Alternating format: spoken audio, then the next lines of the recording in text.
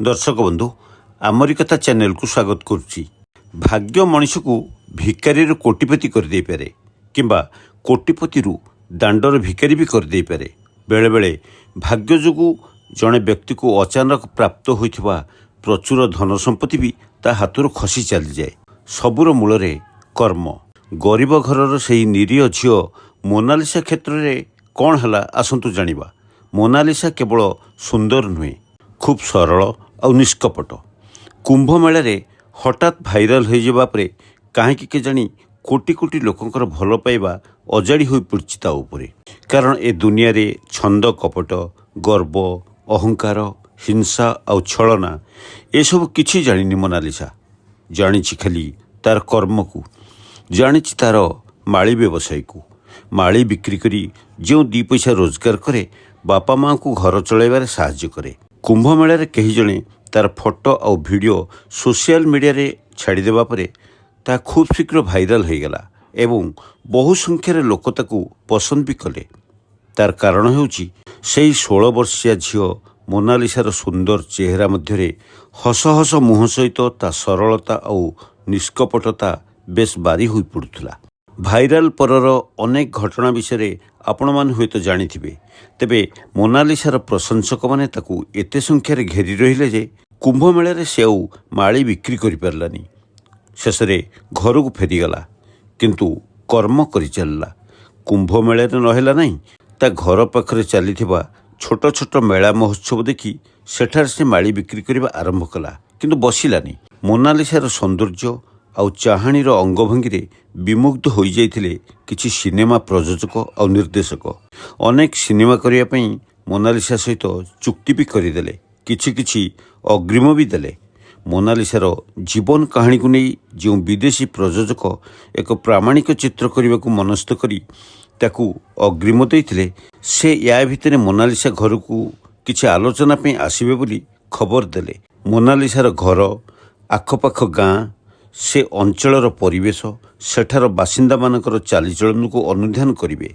तापरे कैमेरा सामने मोनालिसार अभिनय दक्षता देखिए। तेणु आसिला बेले प्रयोजक सहित ताको कैमेरा टीम भी आसबे बोली स्थिर हैला। ए कथा सब शुणिबा परे मोनालिसा थरिबाकू लागिला। कारण माली बिक्री करने सहित अन्य किछि कथा से जानेनी। एते कम बयस रे कथा कहिबार परिपक्वता भी आसीनी तार। मोनालिसा चिंतार पड़गला। प्रयोजक कौन कैमेरा लगे देखिए कहले, मु कौन पारिबी? अभिनयर अक्षर तो मते जना नहीं, मु सेथिरे पास न कले प्रयोजक जदि अग्रिम टंका फेरे नेबाक कहिबे मु कौन करिबी?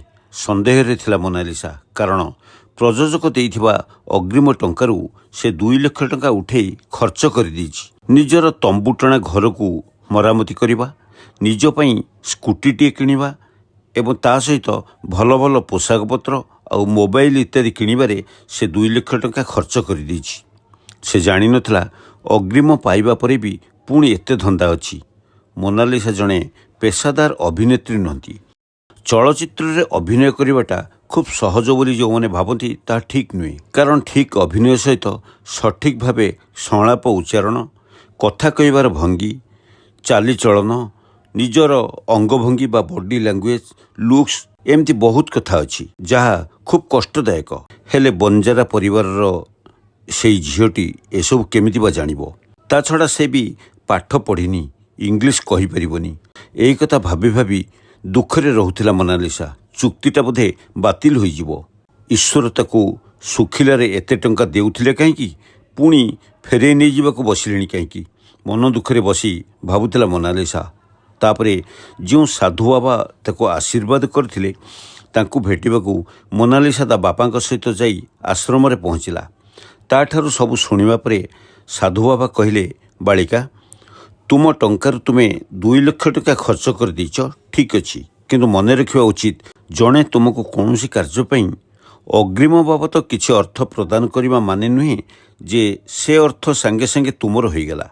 जो पर्यंत सही कार्यटी तुमे समापन करिनाह से पर्यंत सही अर्थ को खर्च करिवार अधिकार तुमर नाही। कार्य आरंभ हेले ताहा तुमर प्राप्य बोली धराजिबो। मोनालिसार बापा कहले, बाबा छोट पिला एते कथा से जानिनी। मोनालिसा कहला, बाबा ମୁଁ ଏବେ କ'ଣ କରିବି, ବାଟ ବତେଇ ଦିଅନ୍ତୁ। ସାଧୁ ବାବା କହିଲେ, ଠିକ୍ ଅଛି ଝିଅ, କୋଟି କୋଟି ଲୋକଙ୍କର ଭଲ ପାଇବା ତୁମ ଉପରେ ଅଛି। ମୁଁ ଆଶୀର୍ବାଦ କରୁଛି, କାର୍ଯ୍ୟଟି ତୁମ ହାତରୁ ଫେରିଯିବନି କି ଖସିଯିବନି, ତୁମେ ସଫଳତା ପାଇବ। କିନ୍ତୁ ଗୋଟିଏ କଥା, ଲକ୍ଷ ଲକ୍ଷ ଟଙ୍କା ପାଇଛ ବୋଲି ତୁମେ ତୁମର କାର୍ଯ୍ୟକୁ ଭୁଲିଯିବନି କିମ୍ବା ଗର୍ବ କରିବ ନାହିଁ। ତାପରେ ମୋନାଲିସା ସେଠାରୁ ଫେରି ଘରକୁ ଗଲା ଓ ପରଦିନ ପୁଣି ମାଳି ବ୍ୟାଗକୁ ଧରି ମାଳି ବିକ୍ରି କରିବାକୁ ଚାଲିଲା। କେହି କେହି କଥା ହେଉଥିଲେ, ଆରେ ମୋନାଲିସା ତ ସିନେମା କରିବ ବୋଲି ଲକ୍ଷ ଲକ୍ଷ ଟଙ୍କା ପାଇସାରିଲାଣି, ପୁଣି ମାଳି ବିକ୍ରି କରୁଛି କ'ଣ? ଏଥିରୁ ସେ କେତେ ଅବା ରୋଜଗାର କରିବ? ଏ କଥା କ'ଣ କିଛି ବୁଝି ହେଉନି। ସେମାନେ ବୁଝିନଥିଲେ ମୋନାଲିସା ତାର କର୍ମ ହିଁ କରିଚାଲିଛି। ଏବେ ଖାଲିଟାରେ ବସିବ କାହିଁକି? ମାଳି ବିକ୍ରି କରି ଫେରିଲା ବେଳେ ତାର କିଛି ସାଙ୍ଗ ଏବଂ ବଞ୍ଜାରା ବସ୍ତିର ପିଲାମାନେ ତାକୁ ଘେରିଗଲେ। କହିଲେ, ମୋନାଲିସା, ତୁ ପୁଣି ମାଳି ବିକ୍ରି କରୁଛୁ କାହିଁକି? ତୁ ପରା ସିନେମା କରିବୁ, ଲକ୍ଷ ଲକ୍ଷ ଟଙ୍କା ପାଇଲୁଣି। ମୋନାଲିସା ନୀରବ ରହିଲା। ମୋନାଲିସାର ଜଣେ ସାଙ୍ଗ କହିଲା, ମୋନା, ତୁ ବଡ଼ ଭାଗ୍ୟବତୀ। ଏଇ ଦେଖୁନୁ, ଆମରି ଭଳି ତୁ ମାଳି ବିକ୍ରି କରୁଥିଲୁ, କିନ୍ତୁ ହାତୀ ତୋ ଉପରେ ସୁନା କଳସ ଢାଳିଦେଲା। ମୋନାଲିସା କହିଲା, କାହିଁକି? ସାଙ୍ଗଟି କହିଲା, ସିନେମା କରିବା ପାଇଁ ପ୍ରଯୋଜକ ନିର୍ଦ୍ଦେଶକମାନେ ତୋତେ ଲକ୍ଷ ଲକ୍ଷ ଟଙ୍କା ଦେଲେଣି, ତୁ ଆହୁରି ଲକ୍ଷ ଲକ୍ଷ ଟଙ୍କା ପାଇବୁ। ତୁ ସିନେମା କରିବୁ, ସମସ୍ତେ ତୋତେ ଚିହ୍ନିବେ, କାର୍ ଚଢ଼ିବୁ, ତୁ ବହୁତ ଭାଗ୍ୟବତୀ। ମୋନାଲିସା କହିଲା, ଏସବୁ କାମ କ'ଣ ମୁଁ କରିପାରିବି? ମୋତେ କାହିଁ ସନ୍ଦେହ ଲାଗୁଛି। ସାଙ୍ଗଟି କହିଲା, ହଁ, ସେଇଟା ବି ସତ କଥା। ସିନେମାରେ ଅଭିନୟ କରିବା କ'ଣ ସହଜ କଥା? ଦେଖୁନୁ, ଯେଉଁମାନେ ସବୁ ସିନେମାରେ କରୁଛନ୍ତି, କେମିତି କଥା କହୁଛନ୍ତି, କେମିତି ଚାଲୁଛନ୍ତି, ଦୌଡ଼ୁଛନ୍ତି, ଫାଇଟିଂ କରୁଛନ୍ତି, କେତେ କ'ଣ ଅଛି। ତୁ କ'ଣ ଏଗୁଡ଼ାକ ପାରିବୁ କେଜାଣି? ମୋନାଲିସାର ମନରେ ଆଶଙ୍କାର ଲହରୀ ପୁଣି ଖେଳିବାକୁ ଲାଗିଲା। ନିଜକୁ ନିଜେ ପ୍ରଶ୍ନ କରୁଥିଲା, ଏତେ ବଡ଼ କାମ ମୁଁ କ'ଣ କରିପାରିବି?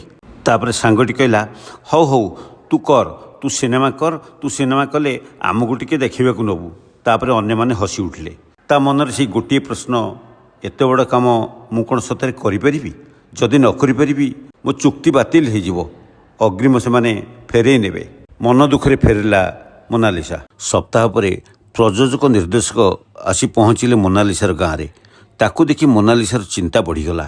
ସ୍କ୍ରିନିଂ ପାଇଁ ନିର୍ଦ୍ଦେଶକ କ୍ୟାମେରା ସେଟ୍ କରିବାକୁ କହିଲେ। ମୋନାଲିସାକୁ ଡକାଗଲା, କିନ୍ତୁ ମୋନାଲିସା ପ୍ରଯୋଜକ ଓ ନିର୍ଦ୍ଦେଶକଙ୍କ ହାତ ଯୋଡ଼ି କାନ୍ଦି କାନ୍ଦି କହିଲା, ସାର୍, ମୁଁ ସିନେମା କରିପାରିବିନି ସାର୍, ମୋତେ ଅଭିନୟ ଜଣା ନାହିଁ। ତା ଛଡ଼ା ମୁଁ ପାଠ ବି ପଢ଼ିନି, ଇଂଲିଶ ପଦେ କହିପାରିବିନି କି ବୁଝିପାରିବିନି। ଆପଣଙ୍କ ଟଙ୍କା ମୁଁ ଫେରେଇ ଦେଉଛି, ଆପଣ ନେଇଯାଆନ୍ତୁ। କିନ୍ତୁ 2 ଲକ୍ଷ ଟଙ୍କା ମୁଁ ସେଥିରୁ ଖର୍ଚ୍ଚ କରିଦେଇଛି। ମୋତେ କିଛି ଦିନ ସମୟ ଦେଲେ ମାଳି ବିକ୍ରି କରି ମୁଁ ଆପଣଙ୍କ 2 ଲକ୍ଷ ଟଙ୍କା ସୁଝିଦେବି। ଝିଅଟିର ଏତେ ସଚୋଟ ପଣିଆ ଦେଖି ପ୍ରଯୋଜକଙ୍କର ହୃଦୟ ତରଳିଗଲା। ସେ ମୋନାଲିସାକୁ ଆଶ୍ୱାସନା ଦେଇ କହିଲେ, ଆରେ ନା ନା ଝିଅ, ତମେ ସେସବୁ କଥା ଚିନ୍ତା କରନି। ଏବେ କେବଳ ତୁମର ଫଟୋ ସୁଟ୍ କରାଯିବ। ଅଭିନୟ କେମିତି କରାଯାଏ, କ'ଣ ସବୁ ସେଥିରେ କୌଶଳ ଅଛି, ସେସବୁ ତୁମକୁ ଆମେ ଶିଖେଇ ଦେବୁ। ଏଇ ପାଖରେ ଗୋଟିଏ ଘର ଆମେ ଠିକ୍ କରିଛୁ, ପ୍ରଶିକ୍ଷକ ବି ସେଠାକୁ ଆସିବେ। ସେମାନେ ତୁମକୁ 2 ମାସ କାଳ ପ୍ରଶିକ୍ଷଣ ଦେବେ। ତୁମକୁ ଆମେ ଏଥିପାଇଁ ଟ୍ରେନିଂ ଦେବୁ, ନହେଲେ କ'ଣ ତୁମେ ସିନେମା କରିପାରିବ?